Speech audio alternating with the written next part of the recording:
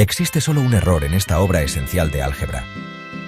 Las primeras palabras del título implican que Gauss ha añadido simplemente una nueva prueba a las ya conocidas. Debía haber omitido la palabra nova. La suya era la primera prueba, como veremos más tarde. Alguien antes que él publicó lo que se suponía eran demostraciones de este teorema, de ordinario llamado el teorema fundamental del álgebra, pero ninguno lo consiguió. Con su rigor lógico y matemático, Gauss se esforzó en obtener una prueba y obtuvo la primera. Otro enunciado equivalente del teorema dice que toda ecuación algebraica con una incógnita tiene una raíz, afirmación que los principiantes consideran como verdadera, sin tener la más remota idea de lo que significa. Si un loco garrapateara una serie de símbolos matemáticos, no podría decirse que los signos escritos significaran algo, debido a que el ojo inexperto no pudiera distinguirlos de los de las matemáticas superiores. Esta suposición sería tan caprichosa como creer que tiene alguna significación afirmar que toda ecuación algebraica tiene una raíz. Si no, decimos qué clase de raíz tiene la ecuación. Vagamente sentimos que un número satisfará la ecuación, pero no sabemos más. Gauss precisó este sentimiento, demostrando que todas las raíces de cualquier ecuación algebraica son números de la forma A + b, donde A, B son números reales. Los números que corresponden a las distancias, positiva, cero o negativa, medidas desde un punto fijo cero sobre una línea recta determinada, como el eje de las X en la geometría de Descartes, e y la raíz cuadrada de 1. El nuevo tipo de número A + b se llama número complejo. Incidentalmente, Gauss fue uno de los primeros en dar una explicación coherente de los números complejos y en interpretarlos como designando los puntos de un plano, tal como se hace hoy en los manuales elementales de álgebra. Las disquisiciones fueron la primera obra maestra de Gauss, siendo considerada por algunos como la más importante. Constituyeron su despedida de la matemática pura. Después de su publicación en 1801, Gauss tenía 24 años, su actividad abarcó la astronomía, la geodesia y el electromagnetismo, tanto en sus aspectos teóricos como en los prácticos. Pero la aritmética fue su gran amor, y siempre se lamentó de no haber tenido tiempo para escribir el segundo volumen que planeó siendo joven. El libro tiene 7 secciones. Debía haber tenido 8, pero la octava fue omitida para disminuir el costo de la impresión. La frase que inicia el prefacio describe el objeto general del libro. Las investigaciones contenidas en esta obra pertenecen a aquella parte de la matemática que se refiere a los números enteros, siendo siempre excluidos los fraccionarios y los irracionales. Las 3 primeras secciones tratan de la teoría de congruencias, y en ellas se hace especialmente una completa exposición de la congruencia binomia X, N o A, mod P, donde los números enteros N, A son arbitrarios y P es primo. El número entero desconocido es X. Esta bella teoría aritmética tiene muchas semejanzas con la teoría algebraica correspondiente de la ecuación binomia X, N + A. Pero en sus partes propiamente aritméticas, es incomparablemente más rica y más difícil que el álgebra, que no ofrece analogías con la aritmética. En la cuarta sección, Gauss desarrolló la teoría de restos cuadráticos.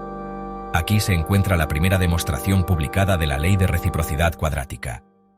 La prueba es una asombrosa aplicación de la inducción matemática y una muestra de esa ingeniosa lógica que se encontrará en otros lugares de su obra. La segunda gran fase de la carrera de Gauss comienza el primer día del siglo XIX, día que debe recordarse con letra roja en la historia de la filosofía y de la astronomía.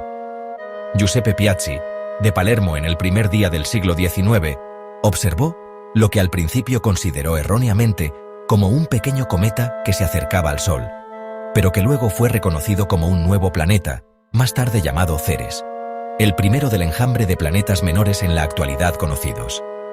Por una de las más irónicas sentencias pronunciadas por el destino, cuando litiga el hecho frente a la especulación, el descubrimiento de Ceres coincidió con la publicación, por parte del famoso filósofo Georg Wilhelm Friedrich Hegel, de un sarcástico ataque a los astrónomos por dedicarse a buscar un octavo planeta. Si prestaran alguna atención a la filosofía, afirmaba Hegel, podrían darse cuenta inmediatamente de que debe haber precisamente 7 planetas, ni más ni menos. Su búsqueda, por tanto, era una estúpida pérdida de tiempo. Sin duda, este ligero error de Hegel ha sido satisfactoriamente explicado por sus discípulos, pero nada han dicho de los centenares de planetas menores que se burlaron de su edicto joviano. Ceres constituyó un desastre para la matemática. Para comprender por qué este problema fue considerado tan seriamente por Gauss, debemos recordar que la colosal figura de Newton, muerto hacía 70 años, aún proyectaba su sombra sobre la matemática en 1801. Había sido descubierto un nuevo planeta en una posición que hacía extraordinariamente difícil observarlo. Calcular su órbita partiendo de los escasos datos disponibles era una tarea a la que podía haberse dedicado el propio Laplace. Newton declaró que tales problemas se contaban entre los más difíciles de la astronomía matemática. La simple aritmética necesaria para establecer con seguridad suficiente una órbita que permitiera hallar a Ceres en su recorrido alrededor del Sol. No hay duda de que habría destrozado las máquinas de calcular actualmente empleadas. Pero para aquel joven cuya memoria sobrehumana le permitía pasarse sin la tabla de logaritmos cuando tenía prisa o cuando su pereza no le dejaba buscarla, toda esta interminable aritmética, logística, no aritmética, era un juego de niños. El duque de Brunswick aumentó la pensión concedida al joven, haciendo posible su matrimonio, 9 de octubre de 1805, cuando tenía 28 años, con Juana Osthoff, de Brunswick. Escribiendo a su antiguo amigo universitario Wolfgang Bolyai, 3 días después de su compromiso, Gauss expresaba su increíble felicidad. La vida se alza aún ante mí como una eterna primavera, con nuevos y brillantes colores. De este matrimonio nacieron 3 hijos, José, Mina y Luis, el primero de los cuales parece que heredó el talento de su padre para los cálculos mentales. Juana murió el 11 de octubre de 1809, después del nacimiento de Luis, dejando desolado a su joven marido. Su eterna primavera se transformaba en invierno. El duque Ferdinando no solo fue un inteligente protector de los jóvenes de talento y un cordial gobernante, sino también un soldado a quien Federico el Grande estimó mucho por su bravura y genio militar durante la Guerra de los 7 años. Teniendo 70 años, Ferdinando fue nombrado jefe de las fuerzas prusianas, en un desesperado intento para detener a los franceses mandados por Napoleón, después de fracasar la misión del duque en San Petersburgo, al no poder conseguir la ayuda de Rusia para Alemania.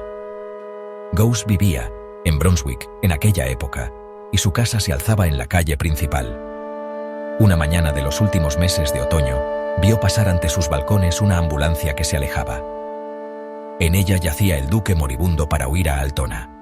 Con una emoción demasiado profunda para ser expresada en palabras, Gauss contempló la huida de aquel hombre, que había hecho por él más que su padre, para morir oculto como si fuera un criminal perseguido. Alexander von Humboldt y otros amigos influyentes, deseosos de que Alemania no perdiera al más grande matemático del mundo, consiguieron que Gauss fuera nombrado director del Observatorio de Göttingen, con el privilegio y deber cuando era necesario de explicar matemática a los estudiantes universitarios.